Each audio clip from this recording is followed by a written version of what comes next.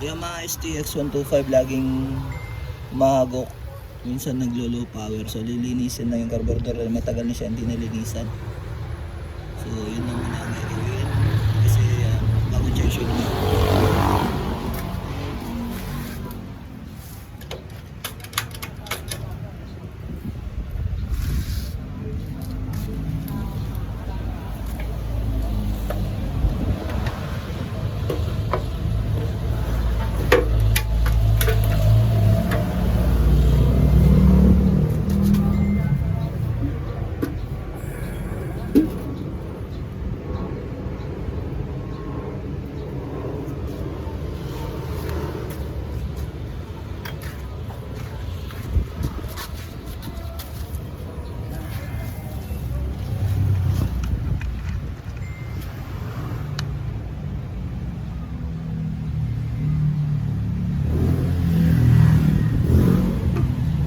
Sobrang dumi na ng carburetor oh.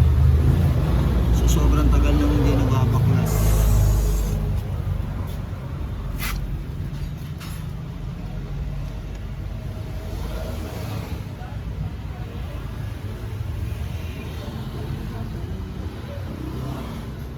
Baklasin natin.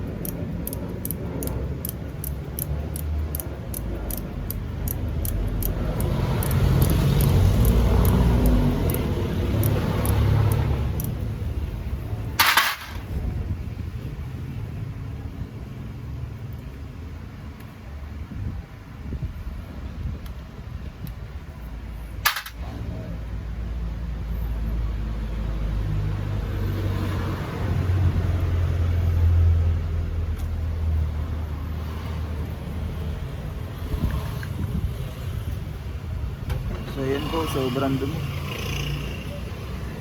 Napakadumi, matagal-tagal na rin hindi na linis. Puro umabot na ng malapit 1 taon. Sa buwan, mga 10 months mahigit. Sobrang dumi oh. Oh, grabe yung dumi oh.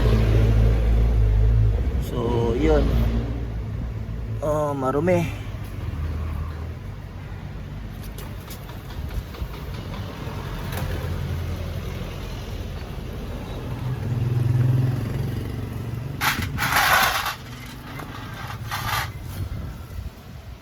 So ganun lang ulit ang proseso. Papalitan na tayo ng ganito. Tingnan mo, sobrang dumi na ito. So nakakapasok na yung dumi sa filter sa sobrang tagal. So dapat mga 3 months lang ngayon dumi oh. Nasa loob. Kita ba? Ayan ang dumi.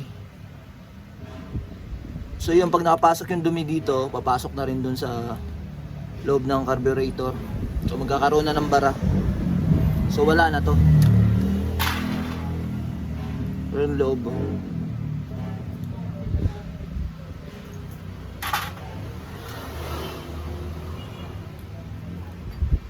So ganun ulit yung proseso. Tanggalin lang. 2 screw, tatanggalin lang tapos lilinisin sa loob. Kita ba? Yung sobrang dumi oh. So bubugahan natin mamaya, matatanggalin.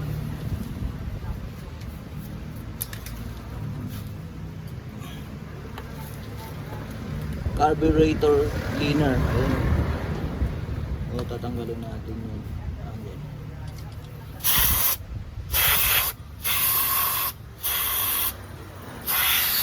So yun, nalulusaw, di ba?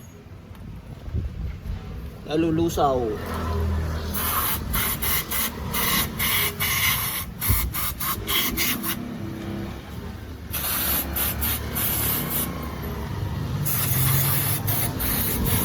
Uy, bayaran mo yung kalahati na ito, ha?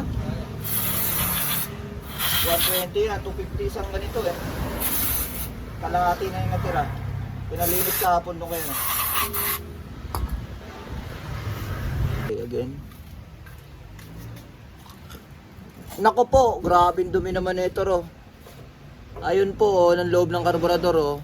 Paano ba naman hindi hahagok yan eh, parang may mahilo sa loob. So grabe dumi oh. Oh. Iyon. So yun ang dahilan kung ba't tumahagok-hagok, naglo-low power siya. So ang reklamo niya pag nasa hams namamatay. Kahit na naka-permera. So ito po yung dahilan no. So yun, pati ito, grabe yung bara oh. Grabe yung dumi.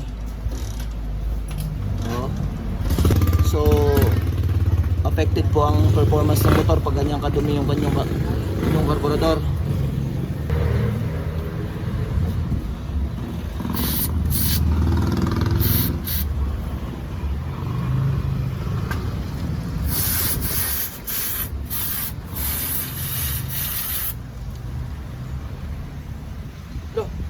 Lagot, pinapasok na ng ano to.